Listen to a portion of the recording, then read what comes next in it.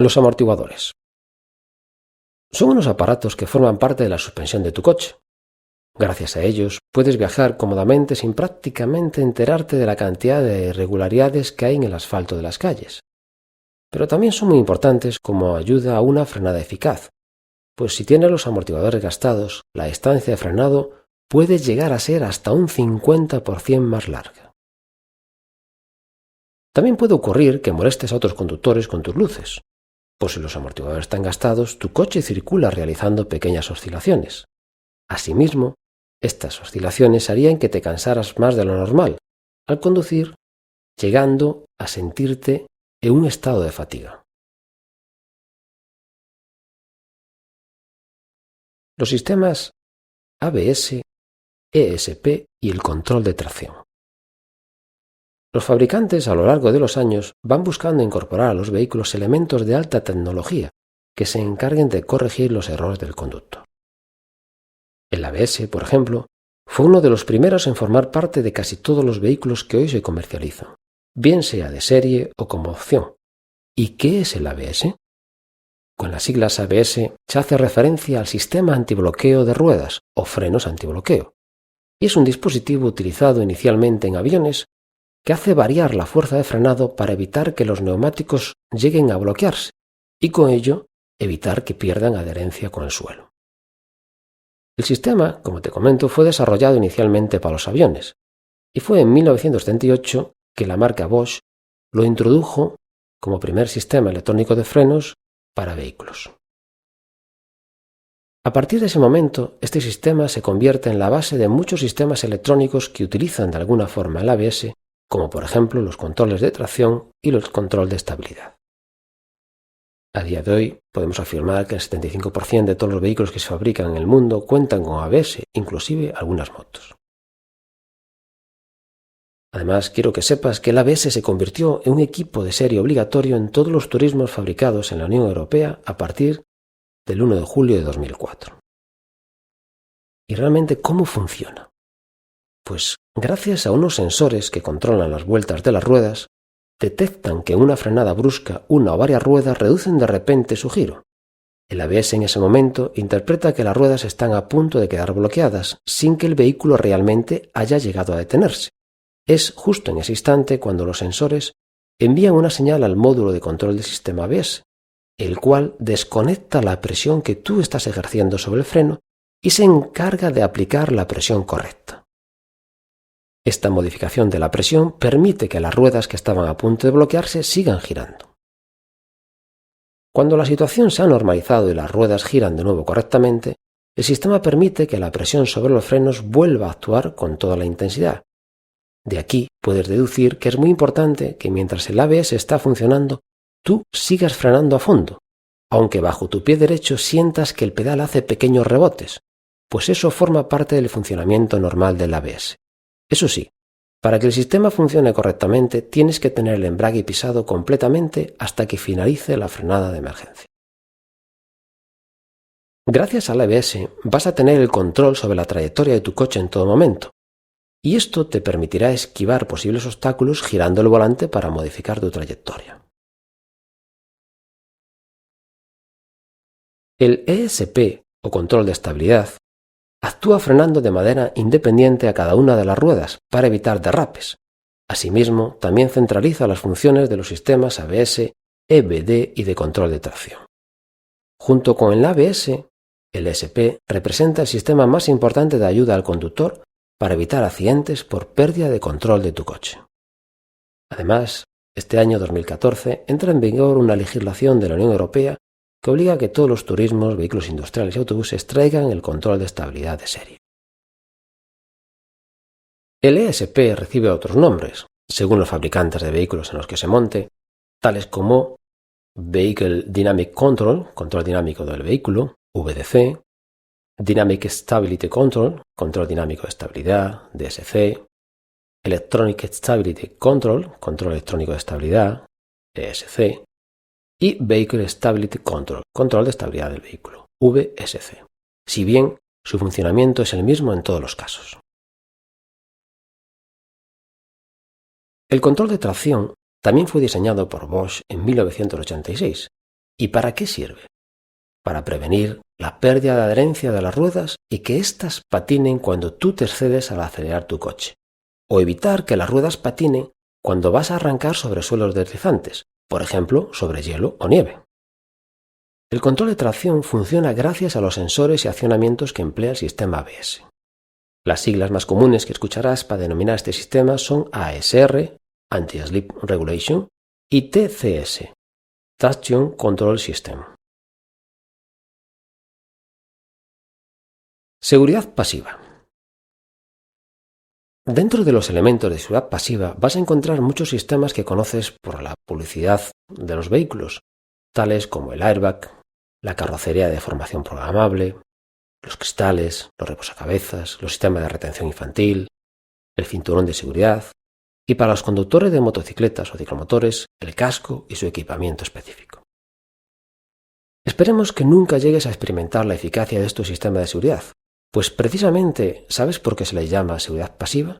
Porque son sistemas que permanecen pasivos, ya que solamente van a funcionar cuando tengas un accidente, momento en el cual están ahí para ayudar a reducir la gravedad de las lesiones sufridas.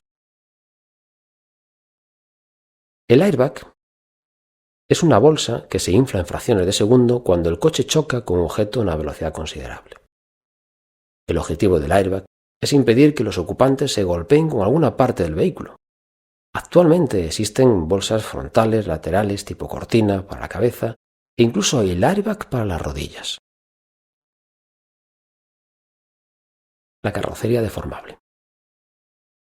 Si has visto alguna vez un coche o un grave accidente, a lo mejor te parece que por su deformación los ocupantes pueden haber sufrido graves lesiones. Pues justo lo contrario.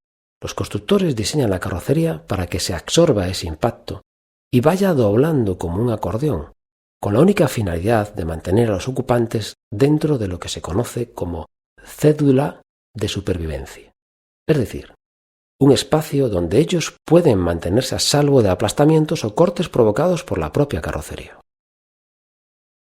Dentro de los avances que los constructores han alcanzado últimamente en cuanto a las lesiones de los accidentes, es muy importante señalar a los sistemas de protección que incorporan las carrocerías de cara a los atropellos.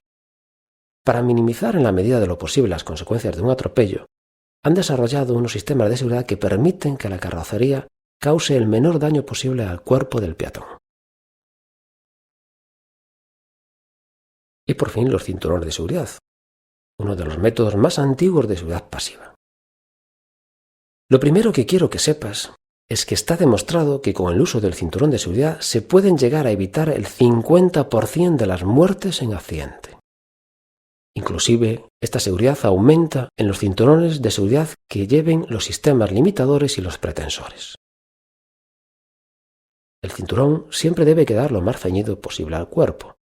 Está prohibido utilizar pinzas y, en caso de colisión, interesa que en el momento preciso esté lo más tenso posible.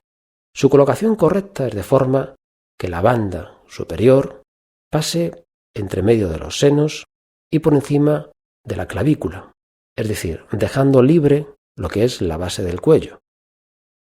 La banda inferior debe pasar por encima de la pelvis. La mayoría de los vehículos tienen regulación en la altura del cinturón para acomodarlo a nuestra estatura. Los limitadores que te comenté son elementos mecánicos que bloquean el cinturón, de forma que no dé de sí. Y el pretensor pirotécnico lo que hace es, una vez detectada la colisión por la centralita, tirar del cinturón para apretarlo contra el cuerpo. En algunos coches de alta gama incluso el sistema realiza un ajuste previo del cinturón tensándolo de forma notaria contra el cuerpo, para calcular así de forma perfecta la fuerza que deberá hacer para tensar la cinta en caso de choque. Es muy importante que sepas que la eficacia del airbag se manifiesta cuando lleves el cinturón de seguridad correctamente anclado.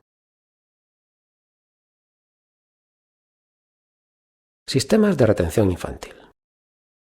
Son el equivalente de los cinturones de seguridad traducidos a los niños. Con los sistemas de retención infantil nos aseguramos de que los más pequeños vayan en condiciones de seguridad total en caso de colisión. Están específicamente diseñados teniendo en cuenta las características físicas de los pequeños. y constan de diferentes sillas dentro de los grupos 0 a 3, divididas por peso y altura. Los anclajes pueden ser de diferentes tipos, desde los anclajes mediante cinturones de seguridad hasta el más moderno llamado ISOFIX. Si vas a transportar niños en tu coche, ten en cuenta que deben llevar un sistema homologado de retención hasta que alcancen 1,35 m de estatura.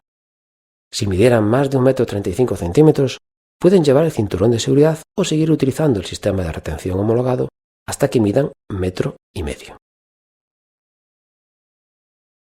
Quiero mencionarte a un sistema de seguridad pasiva denominado ECAL. Es un sistema de seguridad terciario, es decir, entra en funcionamiento una vez que se ha desarrollado todo el proceso de colisión, pero sigue estando englobado dentro de la seguridad pasiva. Con este sistema se pretende minimizar el tiempo de tránsito de los servicios de asistencia una vez que se ha producido el accidente. Es un sistema de aviso automatizado que pondría en antecedentes a los servicios médicos y de seguridad sobre las características del incidente, es decir, lugar, violencia del mismo, incluso estado aparente del conductor y ocupantes. De este modo se asegura que los servicios médicos podrán anticiparse a lo que se van a encontrar y su actuación será mucho más eficaz. Conductores de vehículos de 2 ruedas. ¿Cuál es el elemento de seguridad pasiva estrella? El casco. Es el más necesario, por supuesto obligatorio si vas a conducir un ciclomotor o una motocicleta, siempre tienes que utilizarlo, tanto en carreteras como en calles urbanas. También quiero añadir que es importante que si llevas a un pasajero, éste tiene la obligación de llevarlo y tú el deber de exigírselo. Además, si vas a llevar a un menor en la moto, junto con el casco tienes que recordar que ese menor tiene que tener 12 años como mínimo, exceptuando que se trate de tu hijo o el hijo de un amigo que previamente te ha autorizado a llevarlo, y, en este caso, la condición es que el niño tenga más de 7 años. Los cristales. Antiguamente, cuando un coche sufría un accidente, los ocupantes acababan llenos de cortes provocados por los cientos de pedazos de cristales de las lunas. Esto actualmente es imposible porque los cristales son laminados. Esto significa que el cristal está formado por 2 capas de vidrio entre las que se intercala una lámina de plástico translúcido que con el calor y la temperatura del proceso de fabricación del parabrisas se vuelve transparente. Así, en caso de impacto, la luna se astilla pero se mantiene en una sola pieza. Recuerda, los cristales de los coches actualmente son laminados. Los reposacabezas. ¿Sabías que en los primeros coches no existían los reposacabezas? Se empezaron a montar en algunos vehículos como un elemento decorativo de gran lujo, pero pronto se descubrió que tenían una función muy importante en los accidentes: evitar la muerte por desnucamiento. Por ese motivo, y para que el reposacabezas activo cumpla su función, tiene que detener el movimiento de la cabeza sin causar daño a los ocupantes del vehículo en caso de impacto o colisión. Para ello, coloca el reposacabezas de forma que tus ojos queden a la altura aproximadamente de la mitad del reposacabezas. También es aconsejable que la separación o distancia entre el reposacabezas y la cabeza, tanto del conductor como de los ocupantes, no debe ser inferior a 4 centímetros ni superior de 7.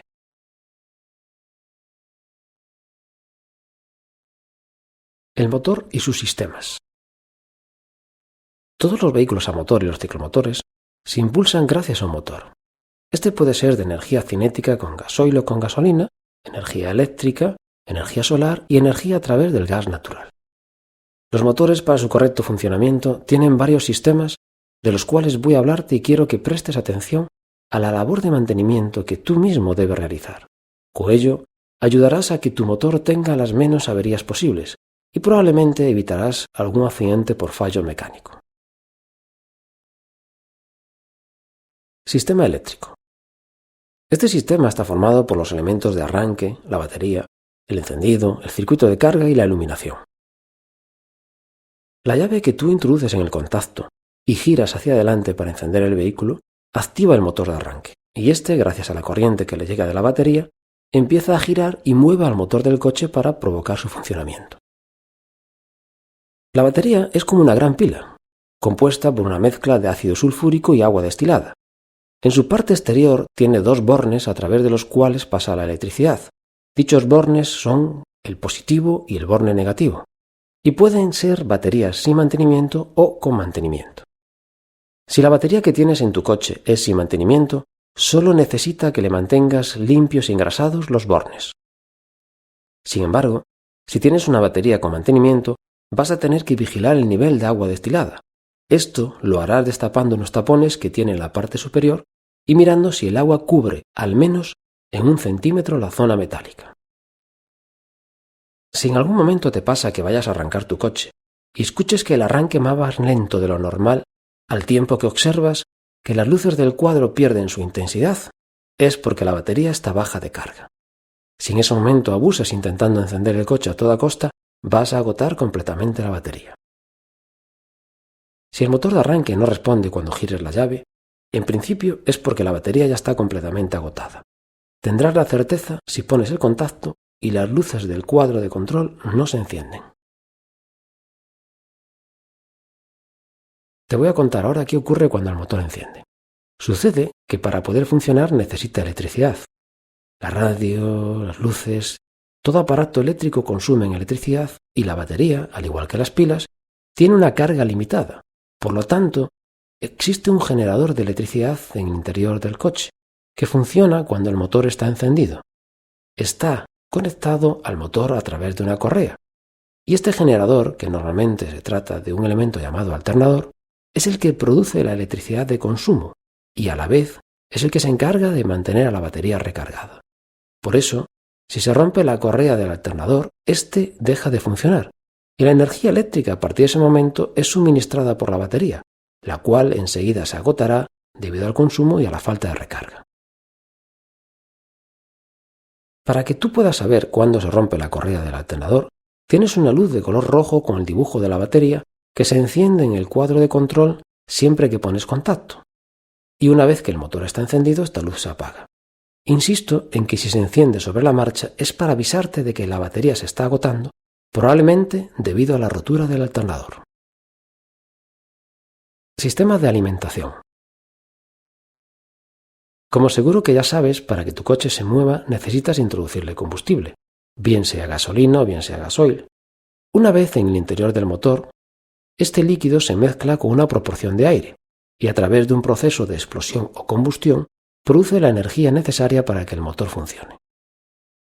Por supuesto, te anticipo que tú vas a ser el responsable del consumo de tu coche.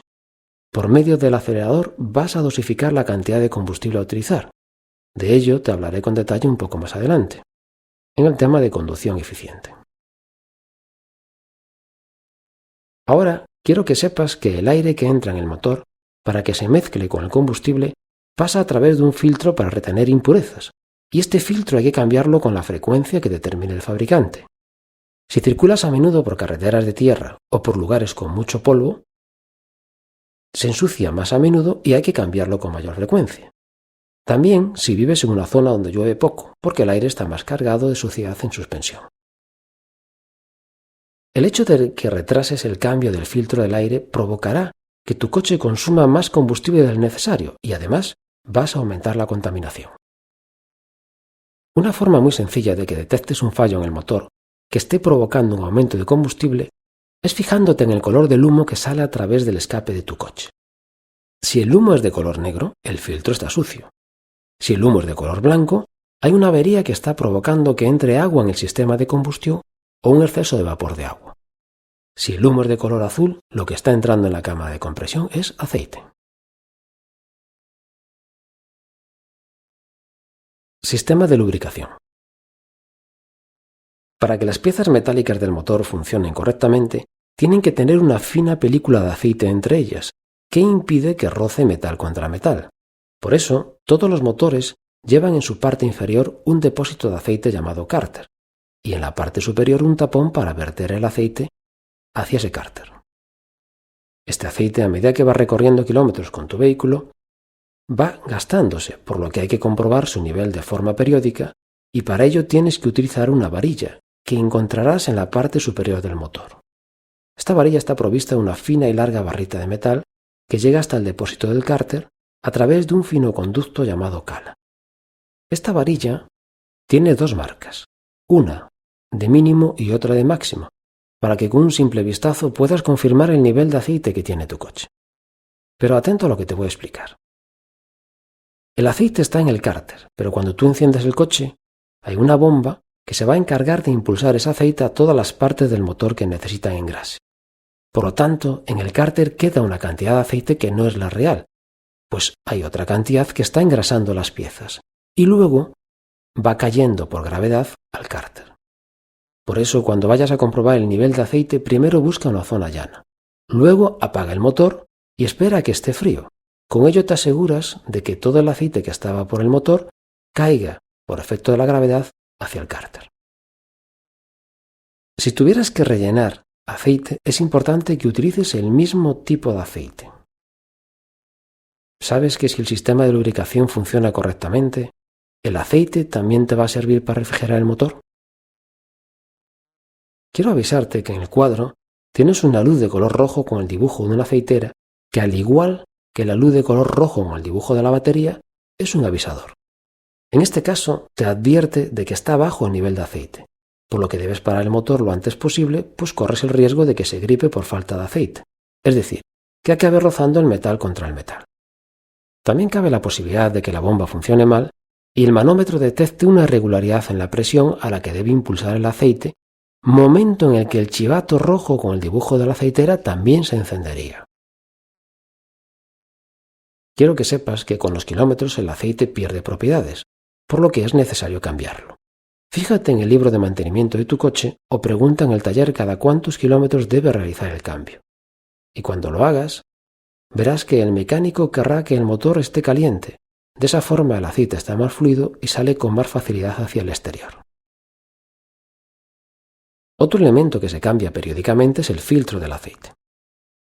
Si retrasas el cambio de aceite o el cambio del filtro, provocarás que el motor de tu coche consuma más aceite del necesario. Sistema de refrigeración. Todo motor alcanza elevadas temperaturas debido a su funcionamiento, pero para que consuma lo justo, es importante que la temperatura se mantenga en torno a los 95 grados. De esto se encarga el sistema de refrigeración, que hace circular una mezcla de agua y anticongelante a través de determinadas piezas del motor. El anticongelante tiene la función de evitar que ese agua se congele. El líquido se encuentra en un depósito y es movido a través de una bomba que está conectada al motor a través de una correa. Luego pasa por el radiador para ser enfriado y posteriormente vuelve al motor. El radiador lleva un ventilador que solo funciona cuando tiene líquido para enfriar. Es importante que vigiles el nivel del líquido en el vaso de expansión, fijándote que esté siempre por encima del mínimo. Si tienes que reponer líquido, fíjate en el color, pues existen al menos dos tipos de anticongelantes con propiedades diferentes y que puedes distinguirlos por su color. Uno es verde y el otro es rosa, y debes utilizar siempre el mismo que tienes en el motor. Si ves que hay un consumo excesivo, llévalo al taller, pues seguro que tienes alguna avería. También te comento que ese líquido hay que cambiarlo, para ello sigue las indicaciones que te marque el fabricante de tu vehículo. Otro detalle importante es vigilar la temperatura del motor a través del manómetro de temperatura que tienes en el cuadro de control. Allí podrás ver que hay una zona azul, una zona blanca o verde y una zona roja. Cuando enciendes el coche, la aguja estará en la zona azul e irá subiendo hasta situarse en el medio. Si tienes números dibujados en esa zona, verás que corresponde aproximadamente a los 95 grados. Y si alguna vez ves que la aguja sube hacia la zona roja, detén tu coche de forma inmediata, pues es la zona de peligro y si permites que llegue ahí, podrías tener una avería importante en el motor. Sistema de dirección. Este sistema es el que te sirve para dirigir tu coche y comienza en el volante y acaba en las ruedas. ¿Sabías que antiguamente resultaba durísimo mover el volante? Pues hoy, gracias a la dirección asistida, es muy fácil girar la dirección, puesto que ese sistema se encarga de multiplicar la fuerza que tú haces sobre el volante. Sin embargo, quiero anticiparte que esta facilidad puede hacer que desgastes tus neumáticos más rápidamente de lo que debieras. ¿Por qué? Pues muy simple. Si para maniobrar giras el volante con el vehículo parado, provocarás un desgaste innecesario y prematuro de las ruedas. Por el contrario, si te esfuerzas en crear un buen hábito poniendo primero en movimiento tu coche y luego girando la dirección, tus neumáticos te durarán más tiempo y todos los elementos de la dirección también.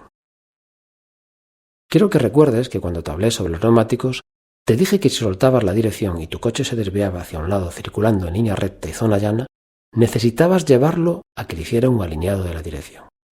Bien, pues ahora ten en cuenta que si notas que la dirección se vuelve más dura o excesivamente blanda, también tienes que llevarla a que la revisen.